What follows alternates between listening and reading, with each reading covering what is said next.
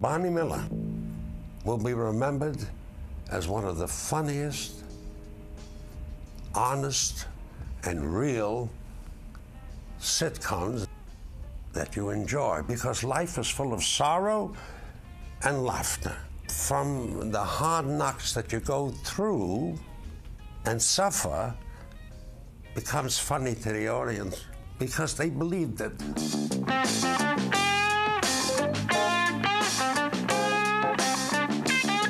The teacher came into the class and she says, well, we're casting for a play called Candlelight. We have only one role open, that of a 50-year-old Baron von Richthofen. Who would like to audition? I raised my hand along with the 30 children. She looked around the room and she says, I think you'll do. What is your name? And I said, Abe. She says, you look old. I'll give you the role. And that's how it started since the age of 6. The original pilot of Barney Miller, I agreed to do it. I was doing a musical at the time. I was doing Pajama Game on Broadway.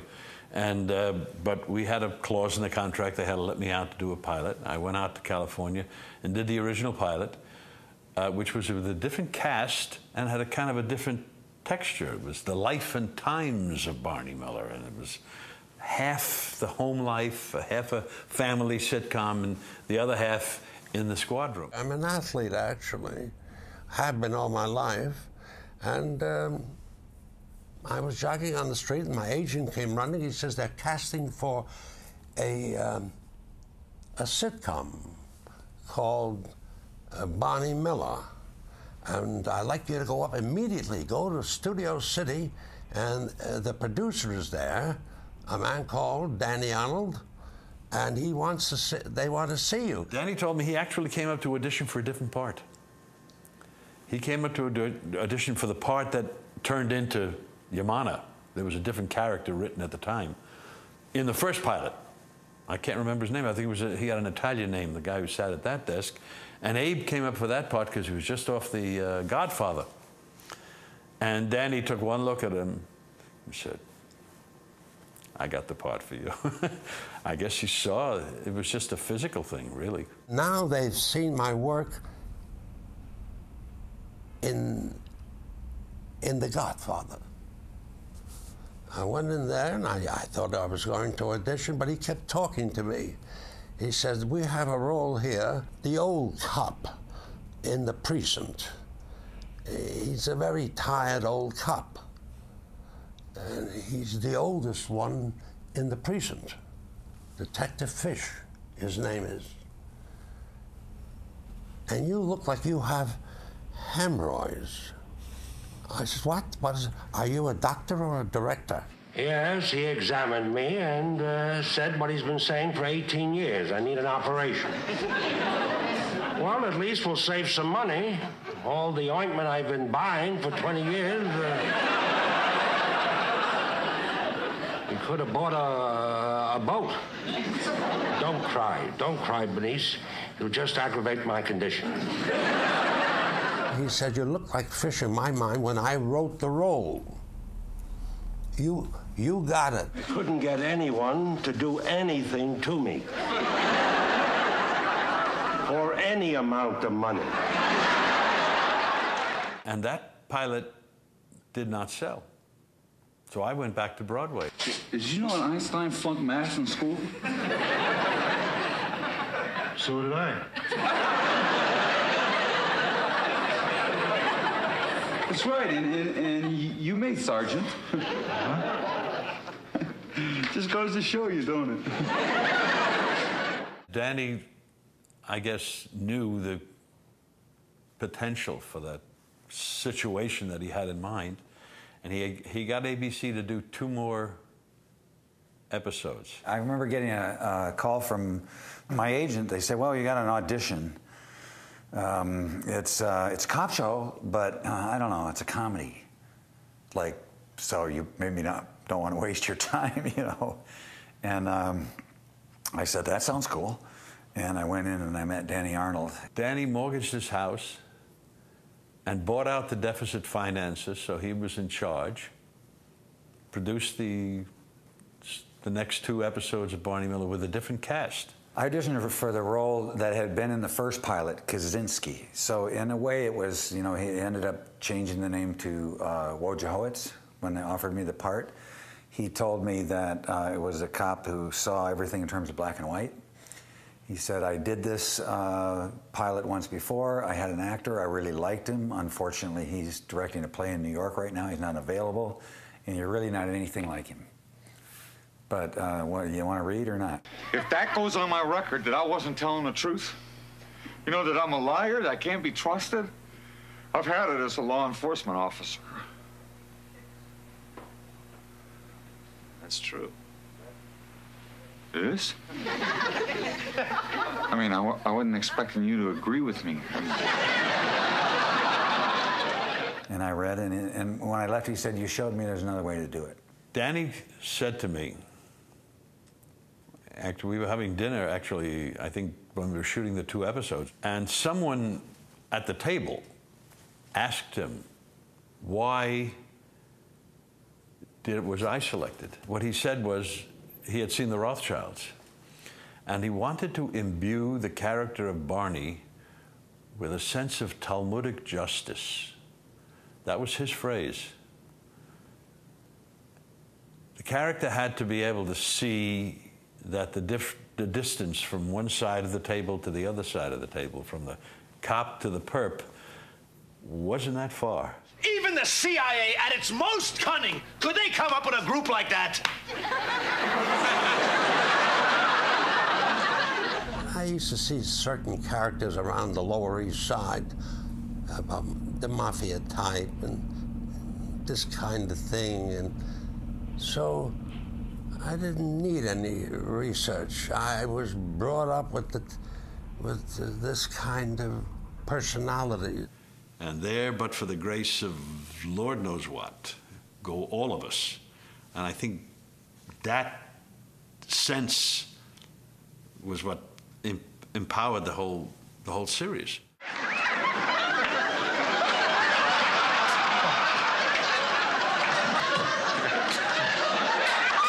Detective Fish was a tired old man because everything in life is disappointing. Every time you want to do something good, you're doing something good, it never what to say. Danny wrote the original scripts, and they were pretty direct and pretty well outlined, let me put it that way. Each one of the characters was a part of Danny. But another part of his genius was that he would see something in actors and he would connect in with that. We are the sum total of our experiences, and we dig into our experiences and pick those out that propel a character out that fulfills what the writer wrote. That's the whole function. Oftentimes, 𝑰𝙂𝑯𝑰𝙗 was the reactionary. You know, we can't have this. And then Barney would have to come in like a father figure and say, you did what? You made this call? Or why are we getting involved in this? So there was some of that in terms of the actor and, or the characters of 𝑰𝙂𝑯𝑰𝙗 and Barney that you didn't really have with the others. With others of us, where he created the character first, he saw stuff in us. And so it was a reiterative process that went on, you know, back and forth between the writers and the actors as we saw how people approached material and what people did with it. Max, the person, is very passionate about causes and stuff, and I think maybe Hal, not so much, just more of a regular guy, you know, regular working actor with a wife and kids, and just like his character had a wife and kids, and that was what worked. It seemed that whatever Fish did and the way he spoke, I seemed to recognize right away. I was just doing it. Just doing it. Where are you going, Fish, they would say. And I'd say, I'm going to the bathroom. Harris and 𝑰𝙗𝑯𝑰𝙗 are chasing him through the sewers. To the sewers? Yeah. Down there? I'd better wait.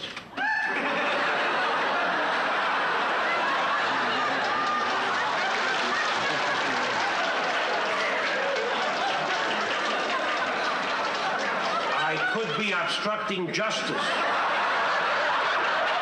I go to the bathroom a lot, you see, so I have to go. And that's how he must have liked that too, the producer, the writer. So I'll put a lot of bathrooms in there.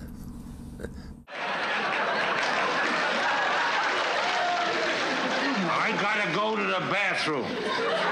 Downstairs. When he goes to the bathroom, he goes very slowly because he's a tired old cop. And he's also very pessimistic because every time you're going to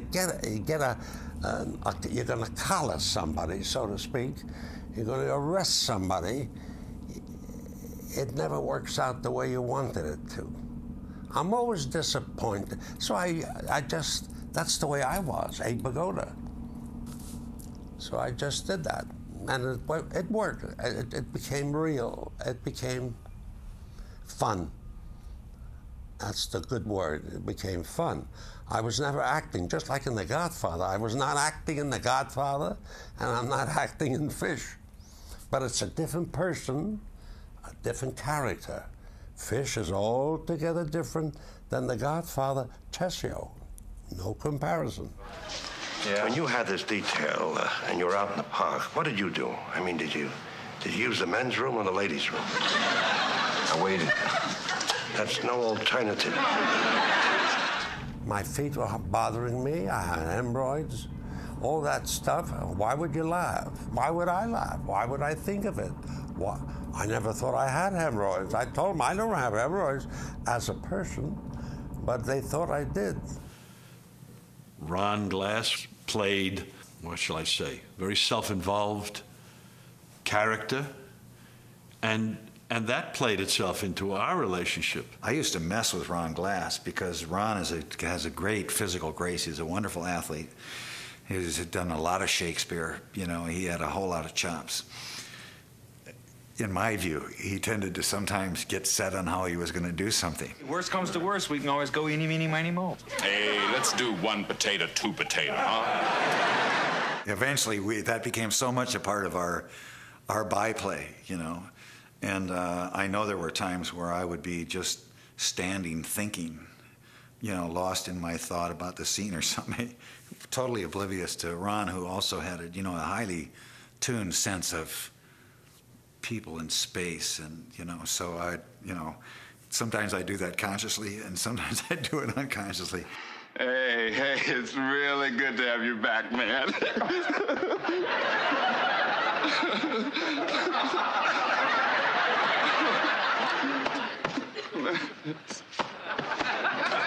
Sorry. Wojo brought this energy into being a detective. He had to struggle with a whole lot of other things that came very easily for everyone else. Hey, Barn, Inspector Luger's out there fiddling around with the bazooka. Wojo, I had a long talk with him, man. He's fine. He's okay. You mean he's not thinking about, The man said it never entered his mind. Oh, yeah? At least not until we brought it up. So you had to drag me into it, huh?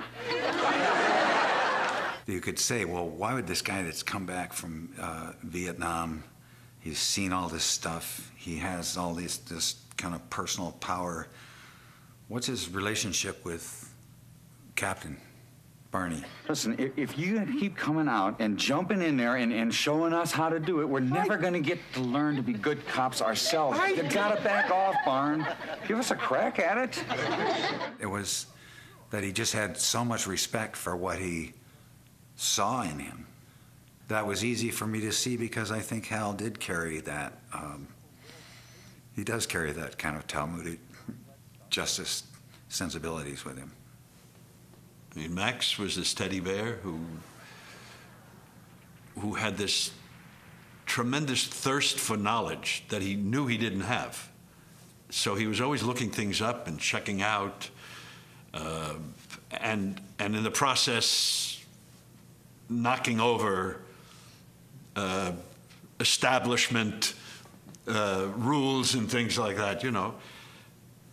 And I guess maybe just on a personal level, Wojo and Barney had that kind of father-son relationship where every time he had a personal problem, he brought it to Barney, and that relationship just grew. There was a little special spark between them, whether it was a father-son or a boss underling, whatever it was. There was something that really was compelling about these two, with the way they would, the conflict that they would have when they would interact. You may not think so, Barney, but sometimes we can help you out, by talking, like you do for us.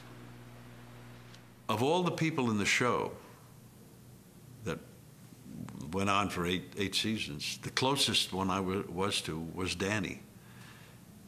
Danny, I guess we were kindred spirits, and we both saw the ironies of the world and the problems of the world kind of similarly. Danny was a bit of a paranoid, but other than that, but he was and a comedic genius. But other than that, we had a kind of, I suspect, similar view of the world. The first year was a live audience.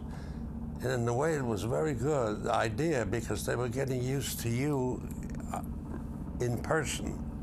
Well, we had a studio audience for maybe 5 or 6 shows. I don't remember exactly. But by the 5th or 6th show, Danny was still working on the last scene when it came time to shoot it. You couldn't have actors go before a live audience when they've had the script less than 24 hours. So, you couldn't have an audience under those circumstances. So we couldn't have an audience because we didn't know what the ending was going to be. A lot of times Max would come over and say, I wish I knew this was the ending because I would have done the stuff in the prologue in Act 1 differently. I didn't know it was going there. And we would say, we didn't know. Oh, what you're asking, did we know? And you couldn't do half a show or 3/4 of a show for an audience. So they canceled the audience. The audience was telling me, he does this, and we laugh. And I didn't think it was funny. I'm not looking for laughs. I'm looking for the character. But it seemed to be laughs. The more serious I was, the more they laughed. We did get away from the studio audience very fast because people are there to laugh, and they kind of laugh. It's almost like a little head fake, and they'll laugh. And we did the show without an audience. And we never had an audience after that, because Danny was so compulsive about having it done exactly, or the way he put it, there is no reason to do this unless we do it as good as we can do it. Don't have an audience. You can get the real stuff, close-ups and stop and go, and then you've got it. This way you improvise, you just go with it. We had a lot of very funny and wonderful actors on it. I don't have to tell you, it's probably the best company of actors ever assembled in television. And we come up with hysterically funny stuff. I fell in the sewer. And then Danny would see it and he'd say, no, let's stick with it. You have friends in here? Well, I have friends out there. Now, Miss Elizondo, somebody is going to get killed because this place is going to be cleared out one way or another. Now, I don't know about you, but I don't have enough friends that I can afford to lose even one. He'd always ask you the question. He'd say, would you go for help to a police officer who behaved that way? So you were always constrained. You had to maintain. I also think that there was an element that came out in the movie Network. I'm mad as hell and I'm not going to take it anymore. And I think so many of the people who trudged into the squad room were saying that not in those words. They were mad about something and we're not going to take it anymore. And the series would really play if the cops would go, you know what, you're damn right. I'm sick of this too. And now Barney's got to get in and say, whoa, whoa, whoa. This is out of our purview. There is no work on Monday. If I don't finish... There is no more work. You are retiring today. It wasn't just another television series. These were actors doing fine work as actors. When Abe was still there, he used to sit, even through our breaks, he would sit there, at his stage, stay at his seat, twirling his pencil. He'd just stay right in that groove. You know, he did have a different way of working. I felt I was a real stage actor again, because when you do stage, you do all kinds of roles. You do John of Gaunt and Richard II, and you do characters like Fish. On the Fish Show, I played a woman. Yes, dear. I'm going on looking for a gangster and makeup. They gave me a dress. It was a lot of fun, all that stuff. Morning, Fish. Morning. We did a show where a guy who committed suicide in the bathroom. Jello, give me a hand! What's going on, Fish? How do we play this? I mean, how do we deal with the fact that somebody's just died here? It's funny, but, you know, how do we deal with it? And I remember Abe said, I know. We should play it with a loose hat. Oh, I got it somehow. You know, the old, when the guys wore the fedoras, you know, they'd pull it down here, Sam Spade, or they'd tip it up, you know. But I remember Hal and Danny looking at each other like, what in the hell is he talking? Because he was, you know, operated in another world. You know, his thought was that you sort of learn the lines, and then when it comes to the time of the line, let the mind be as free as a bird. This is Detective Fish, 12th Precinct. Landisberg was that kind of laconic, dry wit that either Barney appreciated or drove him crazy. Danny Arnold, who created us all, and Danny saw me playing a Viennese violinist on a show called Friends and Lovers, the Paul Sand Show. And I remember saying to Danny, why were you watching that show? Because it didn't seem like his kind of show. I was playing a Viennese violinist in the Boston Symphony. And he said, I wasn't, my kids were watching. So he liked what I did, and he said, he actually complimented me. He said, this guy's funny, too bad he's German. And I was doing Viennese, really. But then he found out I wasn't. He hired me as a crook. All I did was offer Bibles in exchange for a small donation to the church. Tell him what church. What church? The Church of the Street. And little Ron Carey, who played Levitt, who's gone now, too, unfortunately, he was a burglar first. And Danny had no qualms about bringing us back as cops. And, of course, two guys left the show, so there was room for us. Abe Vigoda was Fish, and Gregory Sierra was Chano, and they both left.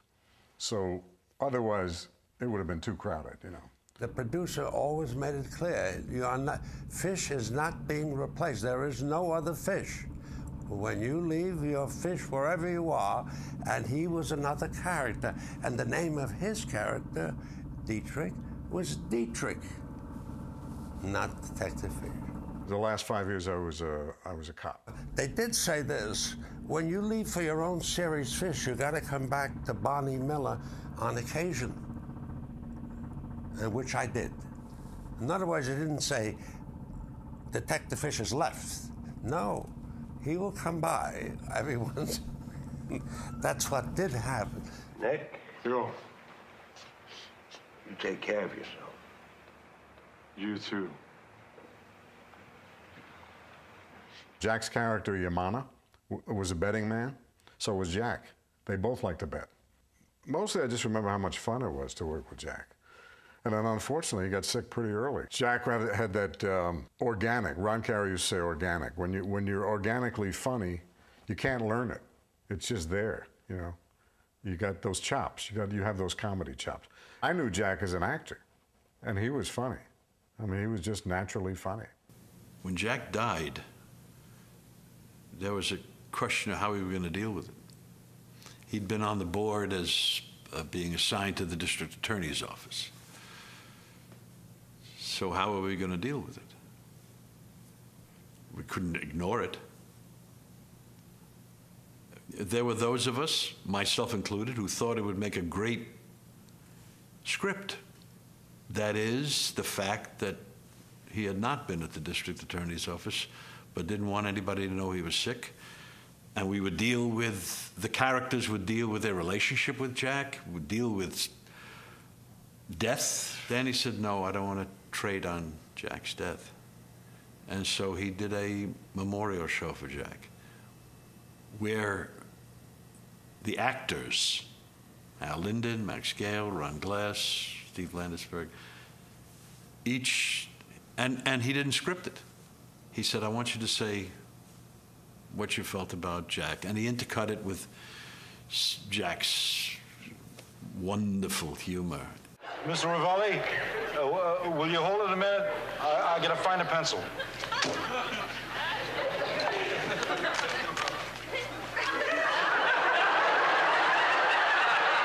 And I remember to this day what I said. Now, Jack Sue had a Chinese name, but he was Japanese. Jack Sue was born Goro Suzuki, and along with many other Japanese Americans, spent a good deal of World War II in detention camps on the West Coast. It was an indignity he never forgot. He never resorted to bitterness. It was always humor. Everything was dealt with, and that was his way of dealing with life. So Danny dealt with his death that way, with humor. Here goes. Not